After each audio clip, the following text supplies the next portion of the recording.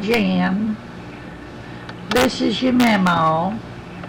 I'm trying to talk your granddaddy into recording something for you, one of his tales. So hold on and see what comes of it. We love you. Hi, Jan. This is your papa talking. Would you like to hear a big tale?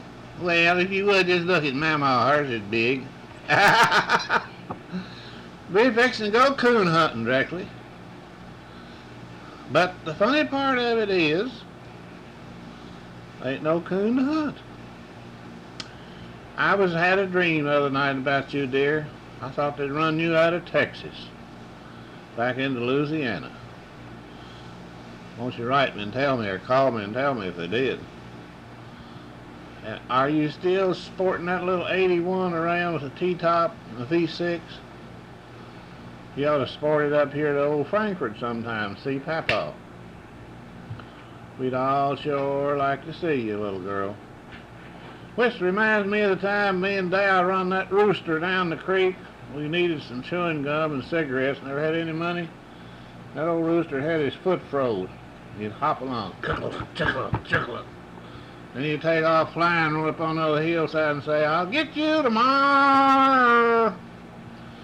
So Dal told him one day, he said, "You son of a, you know what?" He said, "I'm going to catch you and turn you into some chewing gum and cigarettes." Sure enough, the next day we caught him, took him to Ellenville and sold him for 35 cents.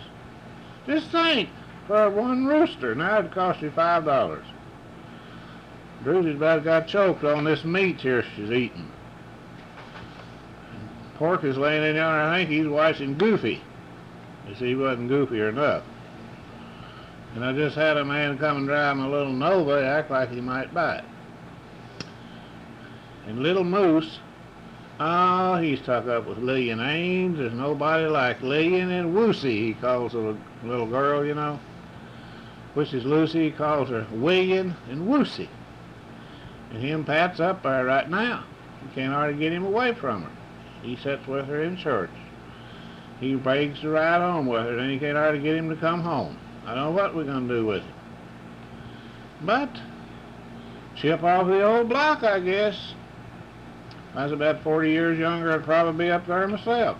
Yeah, Mama, don't hit me. Don't hit me. Well, I'm going to quit for a minute and see what I've said here. So long, kid. Well, here I go again, Janet. I'm going to drink a cup of coffee while I'm talking. Which reminds me of the day that me and Dal were digging out a groundhog, and he had a big cut place over his eye, and he got in the way of the grubbing hoe handle, and I hit him in that place and tore it open. He bled, and he cussed, and he stomped, and he kicked, and he run me home, was going to whip me. But we finally made up, and everything's all right. We used to take old Pat and go hunting, tree a ground squirrel or a cricket or anything, it didn't matter what. At night he wouldn't run nothing but a skunk or a possum or so on. So, it ain't like it used to be, honey. I'm done 65 years old and done got so old, can't hardly get around, can't hardly get up and get down. Mama turns over on me now, I just have to lay there. She's threatening me with a butcher knife now. So, I don't know how long this tape is, or probably 60 minutes or 90 minutes, but your mama and your daddy is doing fine, and we just about got the old house ready to move into. Got a beautiful kitchen over there, beautiful bathroom. He's a little slow, but what he does it right. So I figure we'd get in there by, the 1st of August anyhow. Maybe you'll be home by then. Well, honey, I'm going to have to quit and drink this cup of coffee before it gets any colder. So, this is old Papa saying, I love you. Come see me sometime, dear. Bye-bye. Well, here I is again, and my little blonde-headed granddaughter sitting here chewing her fingers. She can't talk. She went out to camp and stayed a week, and she got struck on a preacher, and she talked so much, now she can't talk to me. But she's grown up. She's bigger than you are. And I'd say about as pretty. Of course, the other two's pretty too. Little Moose also. Mamaw thrown in, I guess. And now I don't know what to say on. We're going to have the right reunion at the park in Versailles, July the 25th. Naomi and Marshall will be home. Wish you could be here. Hope you are. So we can eat some of that fried chicken. Nothing better than fried chicken, hot biscuits, gravy, and tomatoes. Oh, yummy, yummy, yummy, yum. So let's see if we can't rustle up a few dollars and get on a little bus and get off in Versailles and eat some fried chicken with us. And Beth's sitting here rubbing her eye like she's about ready to cry about something. And I don't know, but I'm telling you, I think beginning to spark a little bit.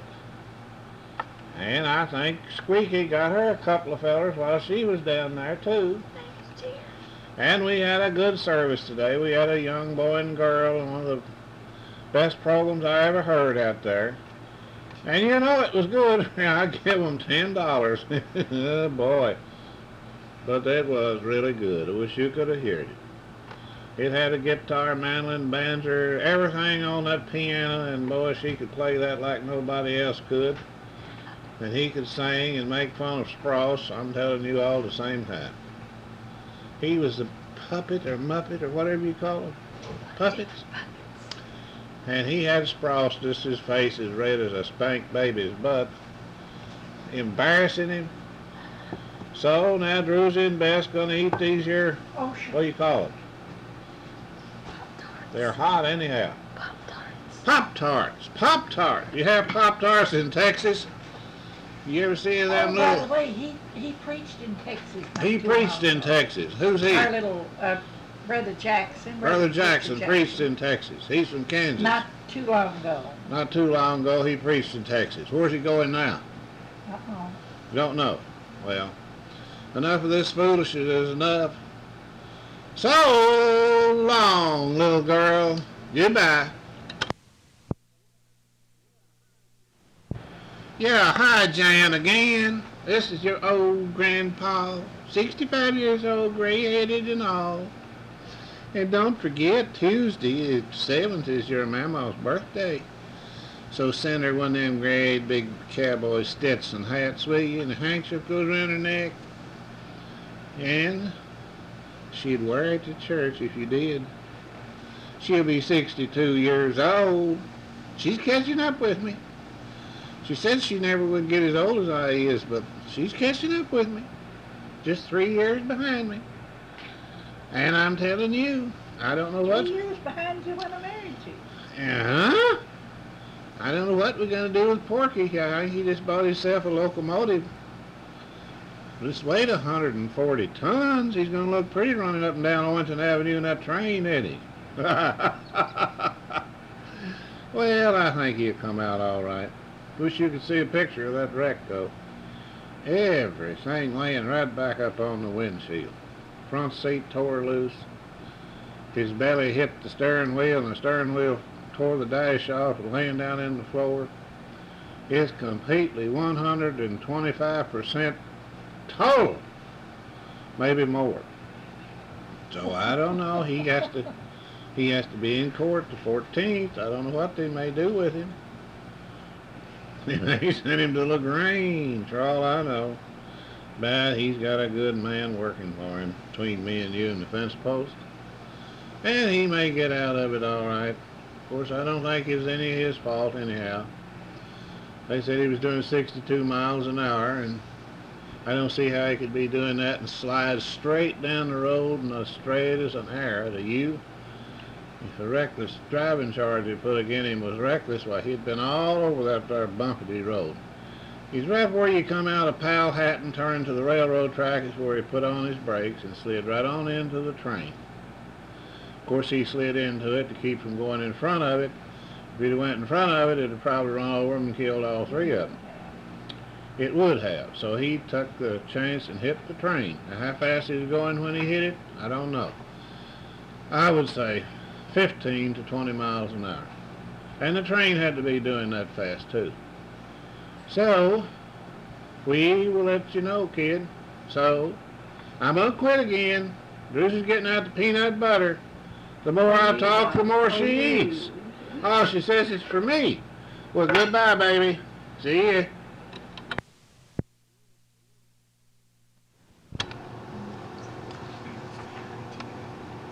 And Janet, come and let me on to you. No, say hi, Janet. Hi. She not hear me. Yes, she will. Say hi, Janet. Hi, Janet. Say how you been. How you been? Say I'm doing okay. I'm doing okay. I just got back from Miss Haynes' house. Just get back from Mrs. Ainsley's house. I saw puppets at church. The puppets at Suez. They say they were funny looking too. When you can too. Say, have you eaten dinner yet?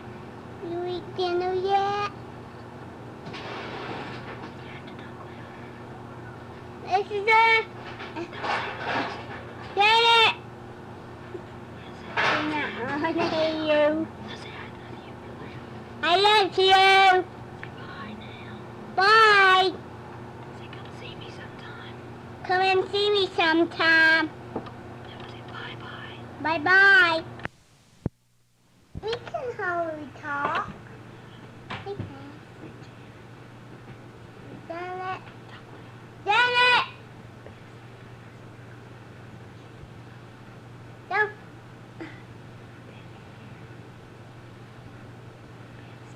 Go ahead and talk to her, Jan. I mean, That's Dad. it. Don't listen to her. Get how we talk.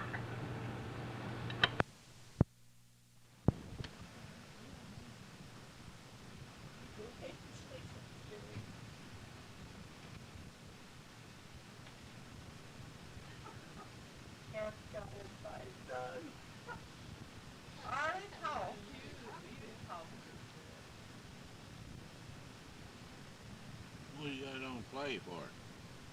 Well, so it records your voice. They don't record your voice on play. Hello, you little rascal. How you doing, huh? Good. I think I'll need a medal, Jared. One of them two over here today. Oh, come on, Judy, say something.